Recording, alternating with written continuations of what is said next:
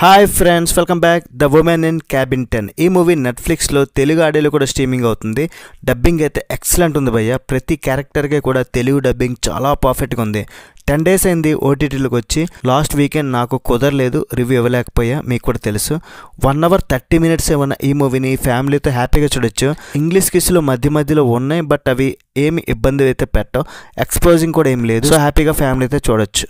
Movie ఎలా ఉందో చెప్తా. అంతకన్నా ముందు బేసిక్గా ప్లాట్ ఏంటంటే, మన హీరోయిన్ ఒక జర్నలిస్ట్ అనమాట. ఒక ఆర్టికల్ రాయడానికి ఒక లగ్జరీ క్రూయిజ్ షిప్లో ట్రావెల్ చేయాల్సి వస్తుంది. అయితే అక్కడికి వెళ్ళాక కొన్ని సీక్రెట్స్ ఆమె తెలుసుకుంటుంది. తన పక్కనుండే క్యాబిన్ 10లో ఒక అమ్మాయి ఆ షిప్ నుండి బయటపడిపోవడం చూస్తుంది. తనని ఎవరో తోసేశారు, మర్డర్ చేసేశారు అనే అనుమానిస్తుంది అనమాట. ఈ విషయం రిమైనింగ్ అక్కడున్న వాళ్ళకి చెప్తే ఎవ్వరు కూడా పట్టించుకోరు. ఆమెను ఒక పిచ్చిదానిలో చూస్తారు. అసలు అక్కడ ఏం జరిగింది, మరి ఆ విషయాన్ని ఆమె ఎలా కనిపెడుతుంది, అసలు హంతకులు ఎవరు, ఆ క్యాబిన్ 10లో ఉన్న అమ్మాయి ఎవరు, ఇదంతా ఏంటి తెలుసుకోవాలంటే మూవీ చూడాల్సిందే. మరి ఓవరాల్ మూవీ చూశాక నాకైతే చాలా బాగా నచ్చింది భయ్య. ఫస్ట్ 20 minutes చూసి ఈ మూవీ చూసే బలైపోయానా అని ఒక ఫీలింగ్ కలిగింది. కానీ ఆ 20 minutes నుండి మనల్ని హుక్ చేసి అక్కడ నుండి లాస్ట్ వరకు కూడా ఏ సీన్ కూడా బోరింగ్ ఏం లేదు. చాలా ఎంగేజ్ చేసింది, ఇంట్రెస్టింగ్గా కూడా ఉంది. మంచి సస్పెన్స్ ఉంది, మిస్టరీ ఉంది, అట్లా కూర్చుని పెట్టేసింది అనమాట. ఇంతకన్నా ఓటీటీలో ఎక్కువ ఎక్స్పెక్ట్ చేయను. ఒక మంచి థ్రిల్లర్ చూశాను అనిపించింది. రీసెంట్గా లాస్ట్ బస్ అనే మూవీ చూసా కదా, దాని తర్వాత మళ్ళీ ఈ మూవీ నాకైతే నచ్చింది. ఈ మూవీ మీరు ఆల్రెడీ చూసింటే మీకు ఎలా అనిపించింది కామెంట్ సెక్షన్లో తెలియజేయండి. నాకైతే ఇట్స్ వర్త్ వాచింగ్. ఈ మూవీ చూసే ముందు ఈ మూవీ గురించి గూగుల్లో వెతికితే కొన్ని నెగిటివ్ రివ్యూస్ అండ్ రేటింగ్స్ కూడా చాలా తక్కువ వచ్చాయి. బట్ నేను చెప్పేది ఏంటంటే, డోంట్ బిలీవ్ నెగిటివ్ రివ్యూస్. ఒక మంచి మూవీ మీరైతే మిస్ అయిపోతారు.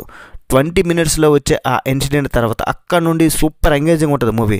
ఎక్కడ కూడా ప్రెడిక్టబుల్గా ఉండదు. ఆ మర్డర్ ఎవరు చేశారు, విలన్ ఎవరు అనేది తెలుసుకోవడానికి చాలా టైం పడుతుంది. 1 hour లోపు ఆ విలన్ ఎవరో మనకు తెలిసిపోయినా సరే ఆ క్లైమాక్స్ ఎట్లా డీల్ చేస్తారో అనే ఒక క్యూరియాసిటీ బాగా కలిగించారు.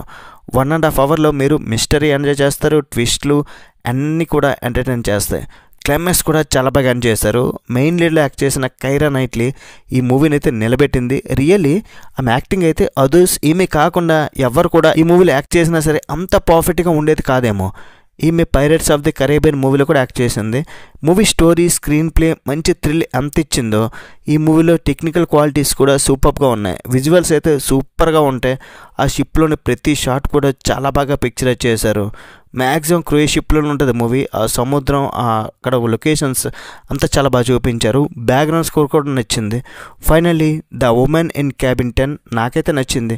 మరి మీకు ఎలా అనిపించింది చూస్తుంటే? స్టోరీ వైజ్ కాదు, టెక్నికల్గా కూడా ఈ మూవీ అయితే అందరికీ నచ్చే అవకాశం అయితే ఉంటుంది.